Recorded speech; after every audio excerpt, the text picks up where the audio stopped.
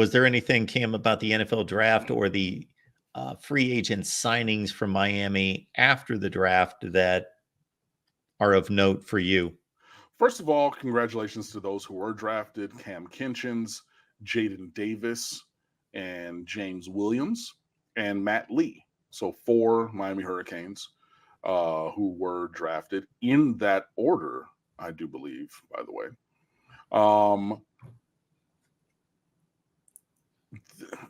Guys just continue to make wrong decisions.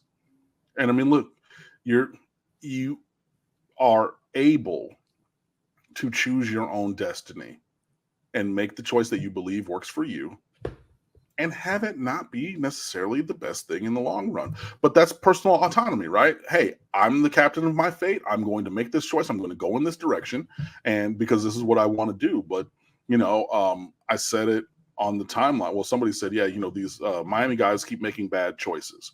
And I quoted that, and I said, yes, there are 2 levels of bad choices. One, there are lots of players who choose not to come to Miami, which is the wrong choice, I believe. And then 2, those who do come to Miami, a lot of them make the wrong choice to leave early. And I think we just continue to see that. Cam Kinchins was taken at 99th overall. There was not another Hurricane taken until the 7th round. Like, it just, the honest, and I didn't say because I just didn't want to give gas to the flamethrowers that I know that Florida and Florida State fans were just waiting to find anything on social media. It was a shit show for Miami, honestly, in terms of the draft. Leonard Taylor, 5-star, everybody's All-American coming out of high school, did not get drafted. And you're telling me that that's not a guy who could have used another year here, right? Because, I mean, yeah, you're able to sign as an undrafted free agent and everything, but you're telling me that you wouldn't prefer to be a 3rd or a 4th round draft pick after a strong 4th year, as opposed to going through 200 and however many picks and not hearing your name called, right? That's embarrassing. And I mean, that's a lot on him because his motor was inconsistent and he flashed the kind of talent that made him a 5-star, but it was definitely not to the level of output that it needed to be. And then teams saw that and he tested athletically mediocrely or lower, so it's just well, you're not even a freak athlete and we're not getting consistent and good play out of you. It was tough to watch. And I mean, no, I didn't sit there and watch the entire draft. I don't watch a lot of NBA basketball and flip over when I saw there was a pick or something, but yeah, it was tough. I think that maybe only the one who could have, I mean, I think Cam Kinchins in the 3rd was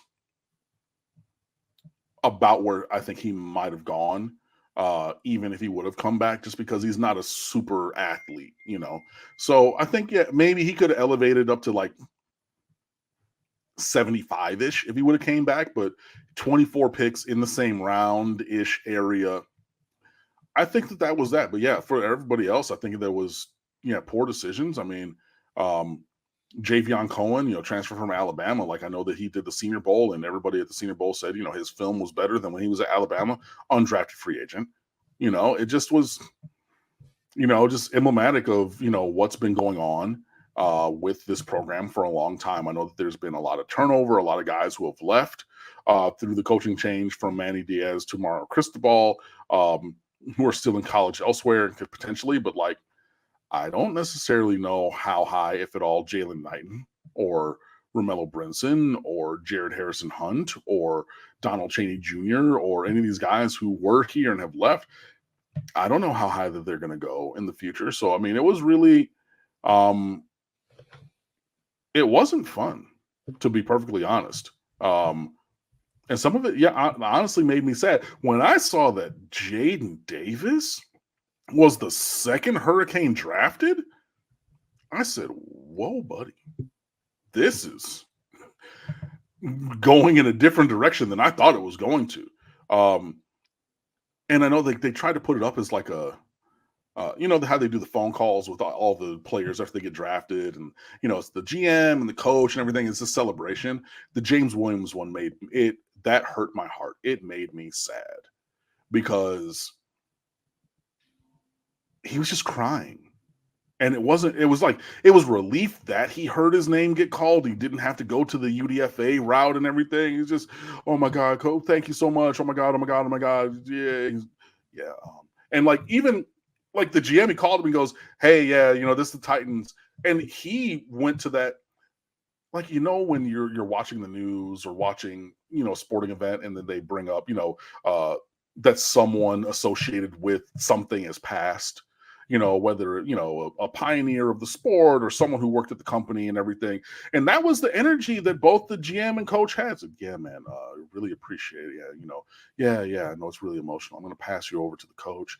Hey, man, yeah, really great to hear. Yeah, you're at home with your family. No, that's really great, and everything. You just hear him sobbing. Like, it was sad in like a piteous kind of a way. And I hate to say that, but that's what I felt. And then, they pass it back to the GM, and he's like, yeah, cool. Hey, we're going to give you a call. We're going to get you out here. Congratulations. And then they hung up, and then they did the performative applause afterwards, where it's just like, usually it's like, yeah, rah, rah, sis will bond. Everyone's like, woo, yay. And then like they did that round of applause afterwards. And I'm like, were y'all not on? Like, it was on speaker. Like, everybody heard this phone call. This was not a cause for celebration. It really wasn't. It was just, it was really uncomfortable. I pitied him in that moment, to be perfectly honest. And that was one of the lasting memories and things that I'm going to take away from this draft, unfortunately. Hopefully, moving forward, the performance of the players will be able to get back into an actual celebratory kind of a thing with, Tyreek Stevenson being a second round pick, another guy, and just moving forward in a good way to have Miami represented in the NFL. Speaking of which, Gregory Rousseau had his 5th-year first-round option for his contract picked up. Great, love that. Hopefully this time next year you're going to see the same thing for Jalen Phillips, who I know is coming off of should be actually now coming off of his ACL, or not ACL, his Achilles tear and things like that. But yeah, the NFL draft in so many ways was a really tough watch for Miami, and hopefully that will motivate everybody who's associated with the program currently to step their grind up, because it wasn't previously in this year for those guys who left, and I think it showed. So especially those guys who came back, like Akiko Mawinoa and others, like, yeah, really step their grind up, because it was a tough couple days for the Miami Hurricanes with the NFL draft, I'm not gonna lie. But it was a great showcase for the city of Detroit. I know y'all saw that, breaking records of attendance every day, turning people away. They had to go over to Hart Plaza. They had to go over into the old Cobo Hall complex. They went to the New Center area. 313, you see the city, you see how it's grown, being reinvested into and on such display.